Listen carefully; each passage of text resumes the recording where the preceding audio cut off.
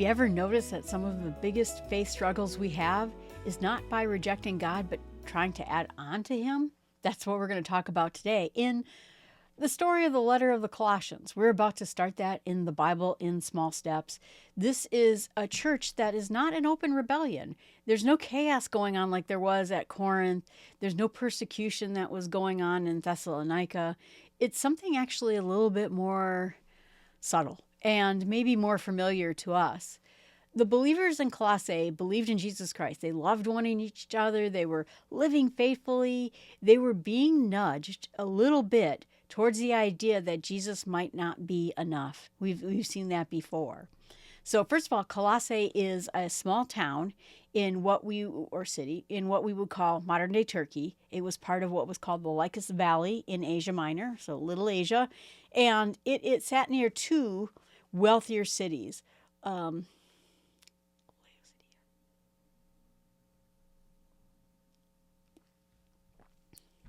can I ever say Laodicea? How do you say Laodicea?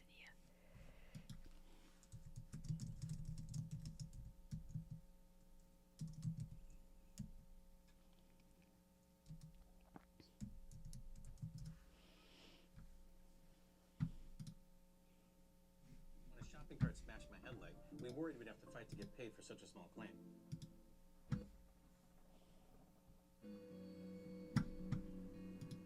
How to pronounce the name of this ancient city built on the river, or by pronouncing it Lycus.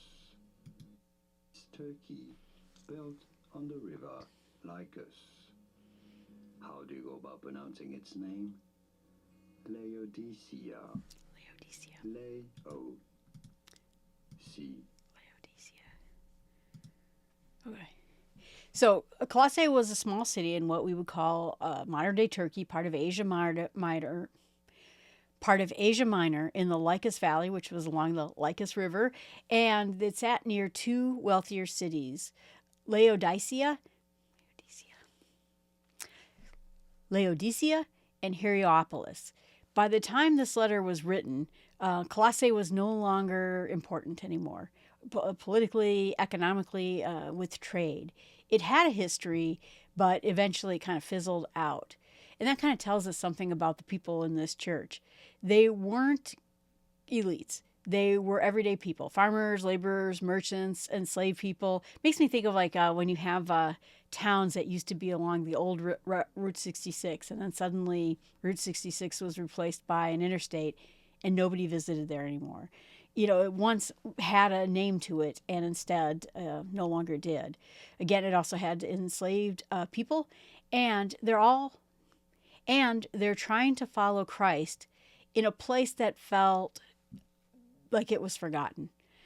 They lived at the crossroads of Greek philosophy, Roman culture, Jewish religious tradition. There were Jews in this town, and local beliefs and mysticism. So almost every town in the Greek and Roman Empire had local beliefs too. But their faith wasn't threatened by persecution here. Instead, it was probably more threatened about options. So the gospel got to Colossae, where it said Epaphras. And the gospel got to them by a person called Epaphras. And Paul did not start this church. He never visited there. It was a local man who heard Paul speak, probably in Ephesus, and he believed in the gospel, changed by it, took it home.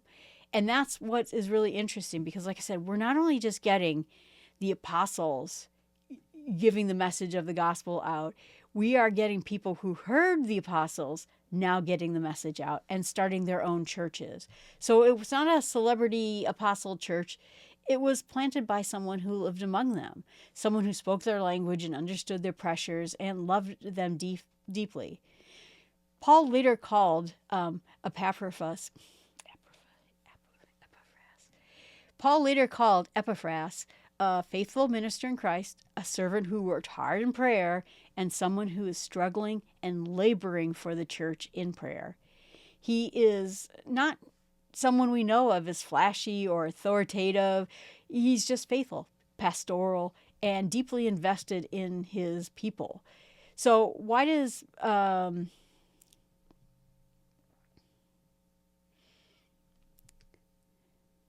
so eventually Epaphras goes to Paul, and he had concerns. He wasn't alarmed, he wasn't panicked, as we had seen in the past, but the people in the Colossian believers are being exposed to a teaching that sounded spiritual and disciplined and wise, but instead it was about having special knowledge, angelic beings, strict rules about food, festivals, and purity, and a practice that promised spiritual depth. So now they're tacking on things we have not heard from before. And none of this denies Christ. It's reframing him into something that Christ never intended to be. Christ becomes at that point a starting point of faith, but not the center of faith. Epaphras goes to see Paul at a time when he's under house arrest in Rome, and Paul, and what he's seeking from Paul is clarity of the truth. He wants to know what is really true. And Paul answers these questions beautifully. So in the book of Colossians, this was likely written around 60 to 62 AD. This is going to be right before Paul's death. During his, like I said, Roman imprisonment. He can't travel freely. He can't visit churches, but people can come to him. Letters can go out from him. And he argues very deeply and theologically because he's trying to address this very slow and quiet drift. Not as a crisis, but try to get it back into line again. And the core problem is that Christ had a shrinking view. Well, Christ is great, but you have to do all these other things too.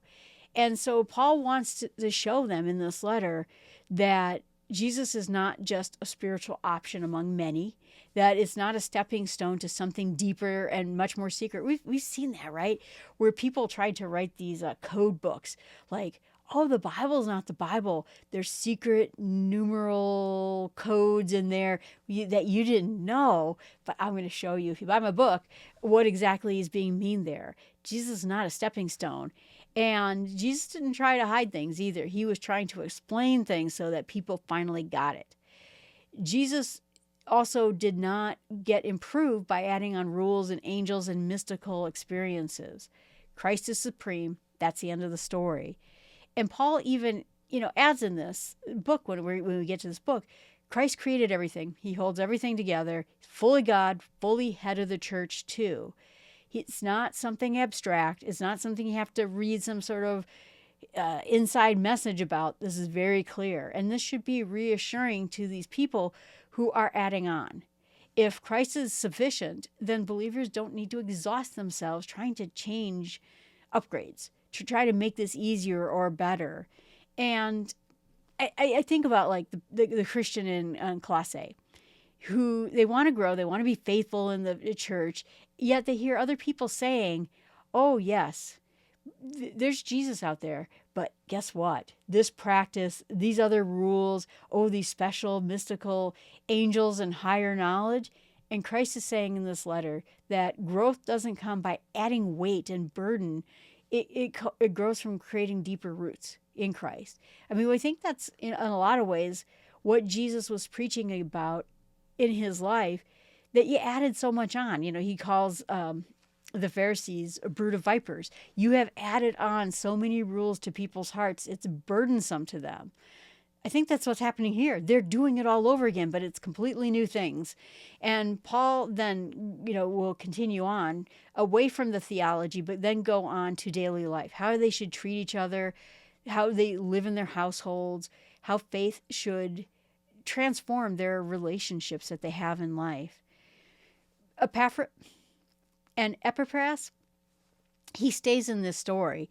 He later tells the Colossians that Epaphras is praying for them constantly so that they may mature in Christ and be fully assured that Christ is enough, that God's will is in this. And that's the true heart of a shepherd. He's not, like I said, asking Paul to yell at his people, or he's not running away from his people. He wants to figure out how to help them.